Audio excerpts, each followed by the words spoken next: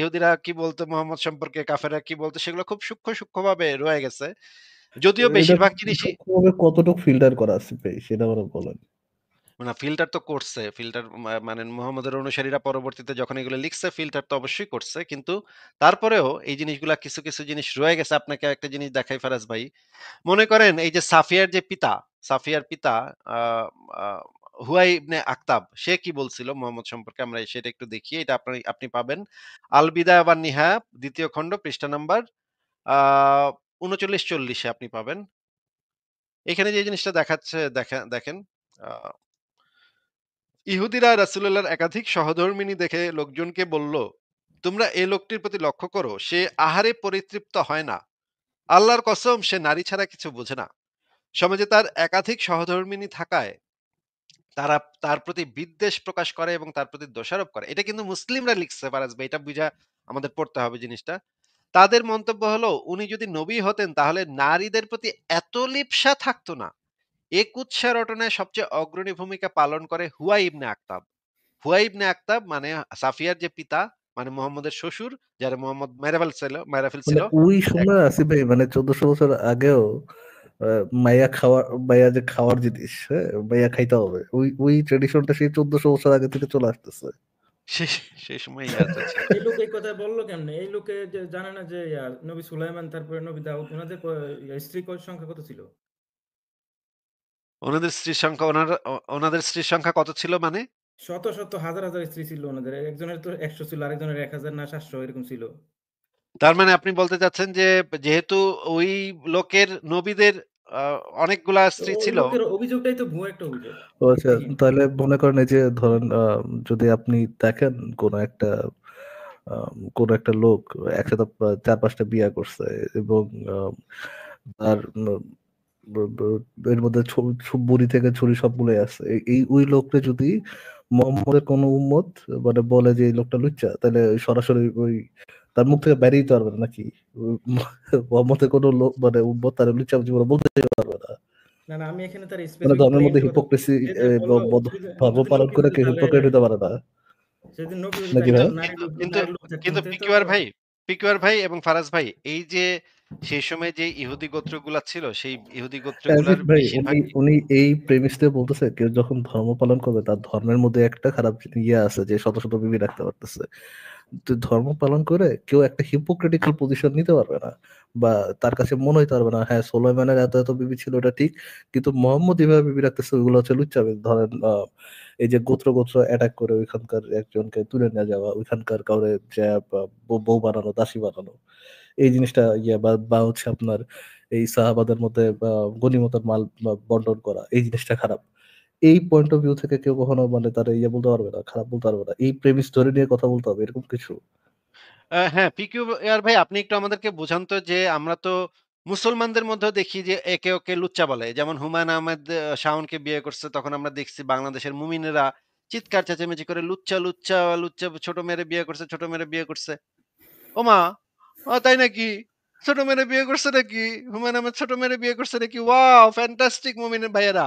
তোমরা এই কথা বলতেছো। তোমাদের নবী কি না না, করছে ভাই? বলতেই পারবে না আসিফ ভাই, ওই প্রেমিস ইয়ে করতে হবে যে তার মুখ থেকে বের হইবে, বের হবেই না একটা মুমিনের মুখ থেকে হুমায়ুন আহমদ লুচ্চা ছিল এই কথাটা বের হওয়া পসিবলই না।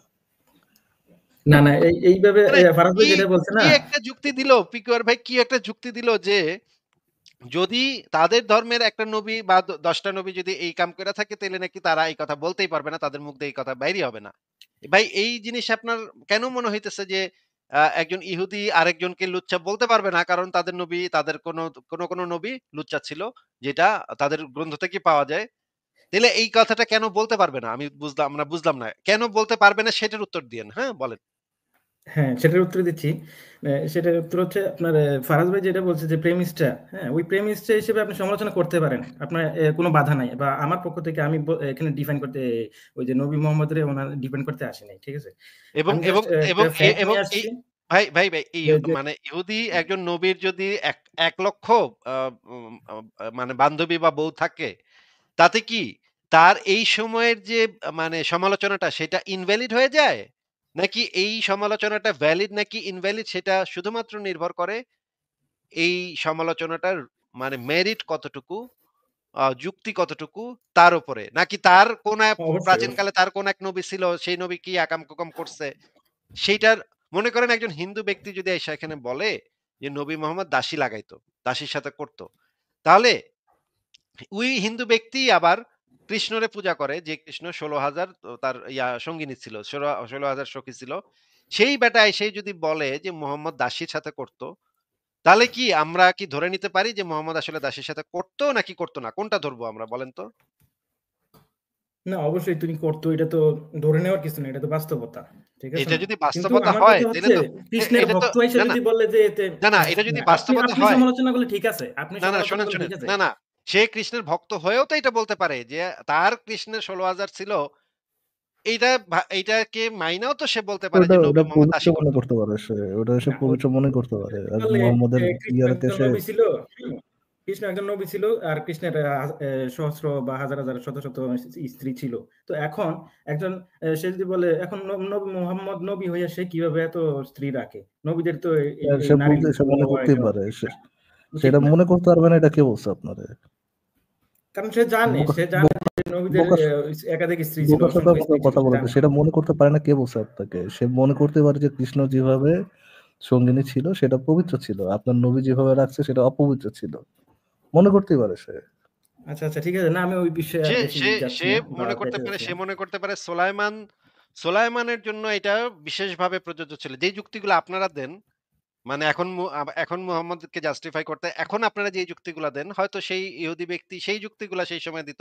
যে ভাই এটা তো সুলাইমান নবীর জন্য স্পেশাল ছিল, আল্লাহ পাক স্পেশাল পারমিশন দিছিল। কিন্তু মুহাম্মদে কেন করব এটা? মুহাম্মদে কেন করব?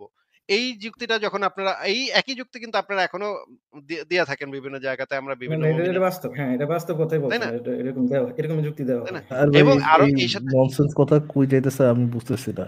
এই এবং কথা যদি ফারাজ ভাই জিজ্ঞেস আরেকটা, করতে হয় তাহলে তো তাকে ওই যে আল বিদায়া ওয়ান নিহায়া যে লিখছে তারে কবর তো ওটাই তার জিজ্ঞেস করতে হবে। এই জিনিসটা আমাদের ডিফেন্ড করতে হইতেছেই বেকার। হ্যাঁ, ফারাজ ভাই আরেকটা বিষয় হচ্ছে যে এই সময়ের যে ইহুদি গোত্রগুলা ছিল সেই গোত্রগুলা কিন্তু ইহুদি ধর্মই ঠিকভাবে মানতো না। হ্যাঁ? এগুলা কিন্তু বেশিরভাগই ছিল ইহুদি ধর্মই মানতো না। কারণ এই লোকেরা একবার একটা ঘটনা ঘটছে যে একটা মহিলাকে দেয়া হবে। মহিলাটা জেনা করছে, একটা প্রেম করছে। একটা লোকের সাথে প্রেম করছে। প্রেম করে তারা একসাথে থাকছে আরকি। তখন মুহাম্মদের কাছে বিচার আসছে। এখন ইহুদিরা করছে কি? তাদের কেতাবটার ওই জায়গাটাতে আঙ্গুলটা রাইখা তারপরে মানে ওই এম মানে ওদের তাওরাতের ওই কেতাবের ওই অংশটুকু পইড়া শোনাচ্ছে যে তাদেরকে এই ভাই শাস্তিটা দিতে মদন হবে। ওই কুমার যে হাসানের কথা মনে পড়ে গেল ভাই। হ্যাঁ, হ্যাঁ, একদম, একদম মদন কুমার হাসানের ঘটনা এটা। যে ওই জায়গাটাতে আঙ্গুলটা রাইখা, মানে যে পাথর ছুঁড়া হত্যা করতে হবে তাদেরকে, এই জায়গাটায় আঙ্গুলটা রাইখা পড়তেছিল। তখন মোহাম্মদ কইছে, "তুমি আঙ্গুল ছড়ায় পড়ো।" তখন একজন সাহাবী আবার মোহাম্মদ বলছে যে, "না, এটা তো লেখা নেই।" আরেকজন সাহাবী বলছে, "তুমি আঙ্গুল ছড়ায় পড়ো।" তখন আঙ্গুল ছড়ায় পড়ার পরে দেখা গেল, তার মানে ওই সময়ের ইহুদিরাও তাদের ধর্মগ্রন্থকে খুব একটা সিরিয়াসলি নিত না। তাদের ওই সময়ের ইহুদিদের মধ্যেও তারা বুঝতো যে এই সমস্ত ধর্মগ্রন্থগুলোর ভিতরে ধুনফুন, হাবিজাবি, নোংরা, নোংরা কথা লেখা আছে। তারা ওদের ধর্মকে এত সিরিয়াসলি নিত না। তবে কিছু, কিছু গোত্র নিত, কিছু, কিছু গোত্র নিত না। এখন এই যে হুয়াই ইবনে আখতাব, সে যখন এই কথাটা বলছে যে এই বেটা আ বেশি খায় আর বেশি মানে নারী ভোগ করে। না, সে যে বেশি খাইতো সেটার প্রমাণ আমরা দেখাবো একটু পরে। এবং নারী ভোগের প্রমাণ তো আমরা অসংখ্যবার দিচ্ছি। আ পিকিউআর ভাই, তার এই যে নারী লিপ্সা, নারীর প্রতি লোভ, এটা কি তার ছিল মুহাম্মদের নাকি ছিল না বলেন তো? এটা আ এটা তো অনেকে করে অভিযোগ করেছিল বা অনেকে করে যে এটা ছিল না। তবে আপনারটা জানতে চাচ্ছি। আমারে যদি জিজ্ঞেস করেন আ আমি অ্যাকচুয়ালি আমি কোনটাই আমি স্ট্রংলি বলতে পারি না। আমি জাস্ট হচ্ছে আপনাদের এখানে আসছি হয়তোবা জানার জন্য। ঠিক আছে? আমি যে বিষয়গুলো একদম মানে ভালোভাবে জানি বা এক কোন একটা রাতে স্ট্রংলি কিছু এক একটা রাতে মানে ১১ জনকে অবস্থা গ্রহণ করি লাগাইতো। এরকম যাই না। ঠিক আছে? নবী যে এক রাতে ১১ জনকে লাগাইতো এটা তো আপনি জানেন নাকি? হ্যাঁ, এটা আমি শুনছি, জানি। আমাদের এক এখান রাতে থেকে শুনছি। ১১ জনকে লাগানো তো এটা তো কোনো সুস্থ স্বাভাবিক মানুষের কাজ না। এটা জনি সিন্স পারবো আর সাম্যতা মানে আছে ভাই, সাম্যতা কি বলতেছেন আপনি? এটা সাম্যতা করছে হয়তোবা আরকি সবারই ইয়া করবো আরকি। ও!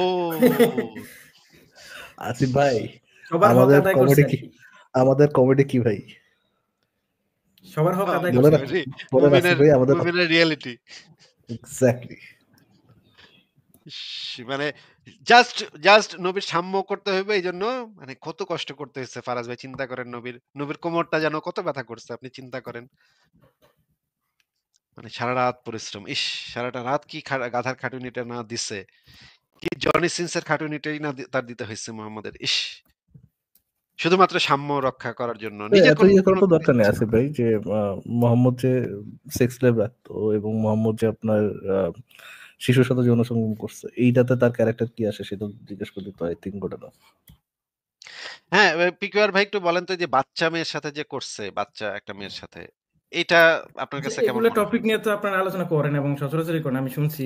এগুলো আপনি শানে নজুলটা নিয়ে একটু মন্তব্য করেন না, আপনি সূরা শানে কাহাফের নজরুলে শানে নজুলটা নিয়ে একটু শানে মন্তব্য নজরুলে করেন। তো যাবো ভাই, যাবো তো ভাই। আমরা আস্তে, আস্তে দেখি মোহাম্মদ আসলে কি, কি করতো সেগুলো আস্তে, আস্তে দেখি অসুবিধা কি? না আসিফ ভাই মানে ওনার তো এই পজিশন থেকে কথা মানে এটা সম্পর্কে তার অভিমতটা বলা উচিত কেননা মোহাম্মদের ক্যারেক্টার সার্টিফিকেশন নিয়েই তো কথা হচ্ছে রাইট। মোহাম্মদ কি ভালো ক্যারেক্টার ছিল, আলামিন ছিল না, আলুমিন ছিল না কি আব্দুল্লাহ ছিল, হ্যাঁ, এটা আমি নিয়ে তো একটা কথা বলছে। স্পেসিফিক ওই বিষয়ের উপরে গ্রেট গ্রেট জানতে চাচ্ছিলাম, সমস্যা নেই। আপনারা আমরা সবগুলা আমরা টপিক ওইটা ঘুরে নিয়ে ঘুরে নিয়ে আসতেছেন। আমরা ওইটা নিয়ে আপনার সাথে অবজেক্টিভলি কথা বলবো যখন আমরা দেখবো যে আপনি অবজেক্টিভলি কথা বলার মতো মানুষ।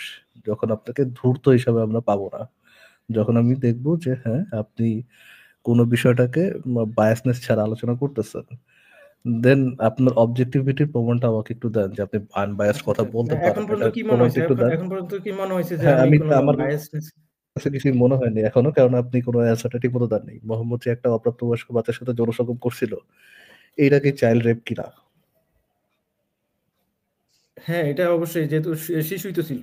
এই আপনার কি না কয়, তাহলে কি মোহাম্মদকে আয়েশা একটা চাইল্ড তো রেপিস্ট বলা শিশুই যায়? ছিল। এখন সংজ্ঞা অনুযায়ী তো এটাই বলা যায় আরকি। সংজ্ঞা যদি হয় যে শিশুর সাথে এই কি না কয় সঙ্গম করা, যদি এটা চাইল্ড রেপিস্ট হয় সংজ্ঞা অনুযায়ী আরকি, তাহলে এটাই হবে। মোহাম্মদ একটা চাইল্ড সংজ্ঞা রেপিস্ট অনুযায়ী হবে। এটাই হবে আরকি যদি হয়। চাইল্ড রেপ এর যে ডেফিনিশন বা সংজ্ঞা, ওটার কি আপনার কোনো ডেফিনিশন আছে আপনার কাছে? অবজেক্টিভ কোনো what do you definition? Think? আপনি যদ্দূর পড়ছেন, যদ্দূর দেখছেন, what do you think? Mohammad কি চাইল্ড রেপিস্ট ছিল নাকি ছিল না? না, ওইটা তো ওনারা ওই যে ওই স্পেশাল কেস হিসেবে ইয়ে করে আরকি। What do you think? Mohammad কি চাইল্ড রেপিস্ট ছিল নাকি ছিল না? এখানে আমার থিংক করার উপর তো কিছু ডিপেন্ড করে না। এখানে আমার আগে এক্সাক্টলি এটা জানতে হবে, আপনার ডেফিনিশনটা জানতে ভাইয়া হবে। প্লিজ যে প্লিজ চাইল্ড রেপ ফাক অফ, বের হয়ে যান ভাইয়া, কেন ভাই? প্লিজ ফাক আপনি অফ, ডেফিনিশনটা জানান, আমি জানি না তো। প্লিজ প্লিজ ফাক অফ ভাইয়া, জিজ্ঞেস করে আমি বলতে পারবো। প্লিজ ফাক অফ। আপনার সাথে আর কথা বলার কোনো ইয়ে নেই। আমি আসিফ ভাই, ডু ইউ থিংক সে আপনার সাথে যে অবজেক্টিভলি ইয়ে করতে যাচ্ছে, ডু ইউ থিংক সে এরকম কথা বলার মতো লোক? আমি জানি না ভাই। আমি তো না, আমার নলেজের ইয়ে থাকতে পারে, ল্যাক অফ নলেজ থাকতে পারে। তো আপনি সেটা জানাই দিবেন না? মোহাম্মদ কি অপ্রাপ্তবয়স্ক কোনো বাচ্চার সাথে একটু আগেই তো আপনি বললেন যে যে হিসেব সংজ্ঞা অনুযায়ী তাকে তো চাইল্ড রেপিস্ট বলা যায়। একটু আগে বললেন আপনি। আমি বলছি যদি সংজ্ঞা বইলা এটা তার হয়, চাইল্ড রেপিস্টের সংজ্ঞা যদি এটা হয় যে ডেফিনেশন শিশু কাকে বলে, তারপর চাইল্ড রেপিস্ট কাকে বলে, ওটার সংজ্ঞা তো জানতে হবে, তাই না? আচ্ছা আমি আপনাকে বলে দিচ্ছি যে যারা হচ্ছে প্রাপ্তবয়স্ক মানুষ, প্রাপ্তবয়স্ক পুরুষ এবং যারা শিশুদের প্রতি আকর্ষণ বোধ করে, ওই আকর্ষণটা স্পেশালি ওই আকর্ষণটা বোধ করে, অন্য কোনো আকর্ষণ না। ওই আকর্ষণটা বোধ করে এবং তার চিন্তায় বা তার স্বপ্নে বা তার আ এই জিনিসগুলা তাকে নাড়াচাড়া করে, তাকে তার ঈমানকে উত্থিত করে। এই ধরনের যদি হয় তাইলে সে একজন পেডোফাইল এইটা এবং সে যদি সেই জিনিসটাকে এপ্লাই করে মানে হচ্ছে গিয়ে সে যদি মানে বাস্তব জীবনে সে যদি সেই জিনিসটা কখনো এপ্লাই করে তাহলে সে একজন ক্রিমিনাল। এক ধরনের পেডোফাইলরা আছে, কিছু পেডোফাইল আছে যারা মানে মানসিকভাবে পেডোফাইল কিন্তু তারা সেই জিনিসগুলা সমাজে এপ্লাই করে না। তারা নিজের ভিতরে রাখে। আবার কিছু আছে তারা এই জিনিসটা এপ্লাই করে। তাদের আকাঙ্ক্ষাটা চরিতার্থ করে। এই আকাঙ্ক্ষাটা চরিতার্থ যারা করবে তারা হচ্ছে ক্রিমিনাল। তাদেরকে একদম স্ট্রেইট পেডোফাইল হিসেবেই গণ্য করতে আসিফ হবে। ভাই, মোহাম্মদ যখন আয়েশার সাথে যৌনসঙ্গম করছে তখন আয়েশা কি অপ্রাপ্তবয়স্ক বাচ্চা ছিল? অবশ্যই, এখন কেউ যদি অপ্রাপ্তবয়স্ক বাচ্চার সাথে বিয়ে করে বা বিয়ে ছাড়া যৌনসঙ্গম করে তাকে কি একটা চাইল্ড রেপিস্ট বলা যায়? অবশ্যই 100% যে কেউ এটা যে কারো ক্ষেত্রে। আপনি যদি আমার ক্ষেত্রে বের করতে পারেন আমি আমি সেটাও আমি স্বীকার করে নিব। হ্যাঁ, আপনি কোশ্চেনটা রিপিট জিজ্ঞেস করতে পারেন ভাই আপনার দর্শককে, সে কত বড় অবজেক্টিভ আলোচনার যোগ্য একটু দেখে তারপরে ভাই আপনি প্রসিড পিকিউআর ভাই, করতে আপনি পারেন। এবার এবার আপনাকে তো আমি সংজ্ঞাটা বলে দিলাম। এবার আপনি একটু বলেন মোহাম্মদ হ্যাঁ, তাইলে পেডোফাইল ছিল কিনা? সংজ্ঞা অনুযায়ী ওটাই পড়ে আরকি, পেডোফিলিয়া বা হচ্ছে চাইল্ড রেপিস্টের মধ্যেই পড়ে আরকি। আর সংজ্ঞাটা আপনি কোথায় পাইছেন? এটা একটু রেফারেন্সটা যদি দিতেন তাহলে ভালো হতো। সংজ্ঞাটা আমার ওই যে সংশয়.com এর আয়েশা কি ৯ বছর বয়সে বয়ঃসন্ধিতে পৌঁছেছিল, এই লেখাটার ভেতরে খুব সুন্দরভাবে সমস্ত রেফারেন্স দলিল প্রমাণ দেয়া আছে ভাই। একটু আচ্ছা, আচ্ছা। কষ্ট করে পুরা না, লেখাটা না, পড়ে নেন। বিষয়টা এমন না যে কেন এটা আমার বিপক্ষে যাচ্ছে। আমি পক্ষ-বিপক্ষ নিয়ে কোনো কথা বলতেছি না। জাস্ট জানার জন্য, আপনারা এখানে অনেক knowledgeable পারসন আছেন। অবশ্যই এটা আমি স্বীকার করি। ঠিক আছে? তো সেই ফা হিসেবে আমার এখানে কোনো ক্ষতি নাই। ঠিক আছে? তো সেই হিসেবে আমি কথা আচ্ছা, বলতে পারি। আ ভাই, ফারাজ ভাই আমরা কি ওনার সাথে কথা বলব নাকি ওনার সাথে কথা শেষ আপ টু ইউ আসিফ ভাই, আপ টু ইউ। না, না, আপনি বলেন। আপনার যদি মানে ইয়া হয় না, যে না সমস্যা নেই আসিফ ভাই, আমি এমনিতে আজকে তেমন কিছু একটা বলতে পারবো না। আমার একটু আচ্ছা। একটু সিকার আপনি বলেন। ঠিক আছে। তাহলে আমরা আরেকটা রেফারেন্স একটু দেখে নেই। আ এই রেফারেন্সটা দেখার পরে আমরা আপনার রেফারেন্সটা দেখব। আ ইয়া ভাই, পিকিউআর ভাই, এই জায়গাটা একটু দেখেন। এইটা হচ্ছে সিরাতে ইবনে হিশাম, আকরাম ফারুক, বাংলাদেশ ইসলামিক সেন্টার, পৃষ্ঠা ১২০। এইখানে দেখেন মোহাম্মদকে কি নামে ডাকা হইতেছে, কাফেররা কি নামে ডাকতেছে। সে চিৎকার করে বলছিল, হে মিনাবাসী, মুজাম্মাম অর্থাৎ নিন্দিত ব্যক্তির সাথে ধর্মদ্রোহীরা যে যোগসাজশ করলো তা কি তোমরা লক্ষ্য করলে না? মানে মুহাম্মদকে বলা হচ্ছে মুজাম্মাম, মানে হচ্ছে নিন্দিত ব্যক্তি। আমরা একটু সহিহ হাদিস থেকেও জিনিসটা পড়ি। এই যে দেখেন ৪১, মুজাম্মাম অর্থ ধিক্কৃত বা নিন্দিত। রাসূলুল্লাহ সাল্লাল্লাহু আলাইহি সাল্লামের নাম মুহাম্মদের প্রশংসিত বিপরীত শব্দ। মুশরিকরা তাকে এই নামে ডাকতো। আর যারা ইসলাম গ্রহণ করত তাদেরকে বলতো সাবি অর্থাৎ ধর্মত্যাগী বা বেদিন। আচ্ছা, এই জিনিসটা আমরা সহিহ হাদিস থেকেও পড়ে নিই। মিশকাত শরীফের ৫৭৭৭, তারা মুজাম্মাম নামে গালিগালাজ করে এবং মুজাম্মামকে অভিসম্পাত দেয়। অথচ আমি মোহাম্মদ প্রশংসিত মুজাম্মাম নই। মোহাম্মদ বলতেছে আমি তো মোহাম্মদ, আমি তো মুজাম্মাম না। নাসাই শরীফের ৩৪৪৪, তারা তো গালি দিতেছে মুজাম্মাম বলে এবং অভিসম্পাত দিতেছে মুজাম্মাম বলে। কিন্তু আমি তো হ্যাঁ, ঠিক মোহাম্মদ। আছে। হাদিস সহিহ তো অবশ্যই হাদিস সহিহ, এবং মুজাম্মাম বলে গালি দিত, ঠিক আছে। কিন্তু এটা তো তার নবুয়ত পাওয়ার পরে এবং সে যখন ইসলামের দাওয়াত দিত তখনকার কথা। তার আগ পর্যন্ত তো তারা এই ধরনের কোনো মুজাম্মাম বলে গালি দিত বা হচ্ছে তাকে গালাগালি করতো, এই ধরনের তো কোনো রেফারেন্স আছে আপনার কাছে? আচ্ছা, ভাই আপনি এবার তাহলে মোহাম্মদকে কোন একটা ইয়ে অমুসলিম ভালো কথা বলছে, এটা কোনো অমুসলিম সোর্স থেকে দিতে পারবেন? হ্যাঁ, এইটা আপনি যে একটু কোনো দেন তো ভালো কথা। তাহলে। হ্যাঁ, ওটা খুঁজে একটা দেখতে পারি। নিরপেক্ষ ওটা খুঁজে একটা দেখা যেতে পারে। নিরপেক্ষ নিরপেক্ষ সোর্স থেকে। এটা আপনি কেন আপনার ১৪ পুরুষ সারা জীবন ধরে ঘাটাঘাটি করলো এইরকম কিছু পাইবেন না। কারণ এরকম কিছু নাই। কারণ কাফেররা যা বলছে সেগুলো মোহাম্মদ কিছুই। সম্পর্কে, মোহাম্মদের আমলে কোন একজন অমুসলিম মোহাম্মদ সম্পর্কে ভালো কথা বলছে, এরকম একটা রেফারেন্স আপনি দিতে পারবেন? ওইটাই তো বলছি, ওইটাই তো আপনার সূরা লাহাবের শানে নুজুলে আছে না? তো ওরা ওরা ওরে তো মুসলিম আব্দুল্লাহ, ছিল এটা না, ওরা তো কাদের কাফেরই লেখা? ছিল, তাই এটা না? ওটা ওটা কাদের লেখা? ওই সোর্সটা কাদের? ওই সোর্সটা তো অবশ্যই এটা মুসলিমদেরই সোর্স, যেহেতু তারা শানে অমুসলিমদের নুজুলে কোনো আছে। সোর্স? আমি কি মুসলিমদের সোর্স চাইছি নাকি আমি নিরপেক্ষ অমুসলিমদের সোর্স চাইছি, কোনটা? হুম, বুঝতে পারছি। কি তাহলে বুঝতে আপনি যদি পারছেন? মুসলিমদের সোর্স নিয়ে আসেন তাহলে লাভটা কি ভাই? তা আপনারাও তো ওই মুসলিমদের সোর্স থেকেই দেখাচ্ছেন, তাহলে লাভটা কি বলেন? আমরা তো আমরা আজীব তো কথা, মুসলিম। মানে মুসলিমদের সোর্স থেকে, তাদের সোর্স থেকে যখন আমরা দেখাবো যে তাদের নবী কত বড় একটা বন্ড ইতর প্রতারক, আর তাদের সোর্স থেকে আপনি দেখাইতেছেন যে মোহাম্মদ কত ভালো লোক ছিল, এই দুটার মধ্যে কোনো পার্থক্য নাই। মনে কোনো করেন পার্থক্য নেই। সহজ করে দিই। কি অবস্থা মনে রে ভাই করেন এটি! মনে করেন পিকেআর ভাই, মনে করেন আওয়ামী লীগের একদম খাঁটি অনুসারী, মানে একদম শেখ হাসিনার অন্ধভক্ত। তার লিখিত বই থেকে যদি আমি শেখ হাসিনা কত খারাপ এইটা বের করে দেখাইতে পারি, আর যদি সেই তার বই থেকে যদি আপনি এটা বের করতে পারেন যে শেখ হাসিনা কত ভালো, এই ২ টার ভিতরে কোন জিনিসটা জিনিসটা অথেন্টিক হবে? মানে নিরপেক্ষ, অবজেক্টিভ হবে বলেন তো? না, একেবারে পিওর অবজেক্টিভ বলতে গেলে তো হবে না। একদম থার্ড পার্টি কারো কাছ থেকে নিতে হবে। কোনটাই পিওর অবজেক্টিভ হবে না আরকি। অবশ্যই পক্ষে থার্ড বলেন বা পার্টি থেকে নিতে বিপক্ষে হবে। বলেন। কিন্তু থার্ড পার্টি মনে করেন আর পাওয়া যাচ্ছে না। সোর্সই আছে। যে শেখ হাসিনার অন্ধ ভক্ত, অন্ধ অনুসারী, সে তো খুব স্বাভাবিকভাবেই শেখ হাসিনার প্রশংসাই করবে নাকি? এটা তো বোঝা যায় নাকি? এটা বুঝতে তো ইভেন রকেট আরেকটা সায়েন্টিস্ট হইতে লেয়ার হবে। এড করেন আসিফ ভাই, যেখানে যেখানে হচ্ছে যারা মা অন্ধ অনুসারী সে নিজে শুধু মানতেছে এরকম না, সবাইকে ওইটা মানতে হবে। তাদের অন্ধ অনুসারী যে সে এবং হাসিনার অন্ধ অনুসারী যারা যারা আছে সবাইকে ওই ওই বইটা মানতেই হবে। বুঝতে পারছো আসিফ ভাই, মানতে যে বাধ্য। খারাপ খারাপ জিনিসগুলো, হ্যাঁ খারাপ খারাপ জিনিসগুলো আছে সেটা তারা মানতে বাধ্য এবং অনুকরণ করতেও বাধ্য। চিন্তা হ্যাঁ, করেন তার ওদের কি আছে।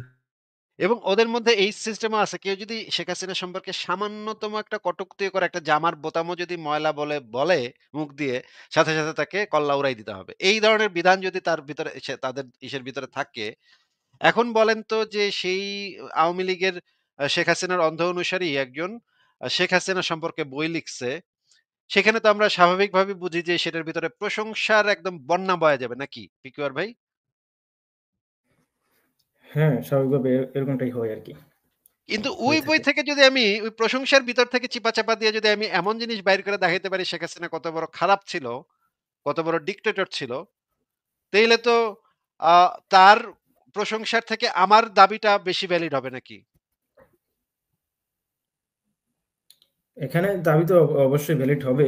বাট এখানে কথাটা হচ্ছিল আপনার উনাকে এ তো উনার দাওয়াত দেওয়ার কারণেই হচ্ছে তারা রেগে মগজে গেছিল। কিছু ঠিক আছে? রেগে ঢুকছে গেছিল নাকি ভাই, হচ্ছে অন্য এবং টপিকে তারপরে যাইতেছেন তারা হচ্ছে কোনটা? গালাগালিটা শুরু করছে। এর আগ ভাই পর্যন্ত কিন্তু মোটেও তারা কোনো মোটেও ওরে মোটেও ওরে একদম মিথ্যা আব্দুল্লাহ, কথা আপনার মিথ্যা কথা বলবেন না। মগজে কিছু ঢুকছে নাকি আপনি আবার অন্য টপিকে যাওয়া শুরু করছেন? আমরা না, না তো ওইটাই ভ্যালিডিটি আমি ওই টপিকে ভ্যালিডিটি আছি। নিয়ে কথা বলতেছিলাম। আপনি যে আপনার ন্যারেশনটা নিয়ে আসলেন যে আপনার দিলের নবী শিশুকামী হচ্ছে গিয়ে বা মোহাম্মদ নামক দিলের নবী শিশুকামী যখন দাওয়াত দেওয়া শুরু করছিল, শিশু বোধহয় না, তো এরপরে তার লোকজন খেপছে।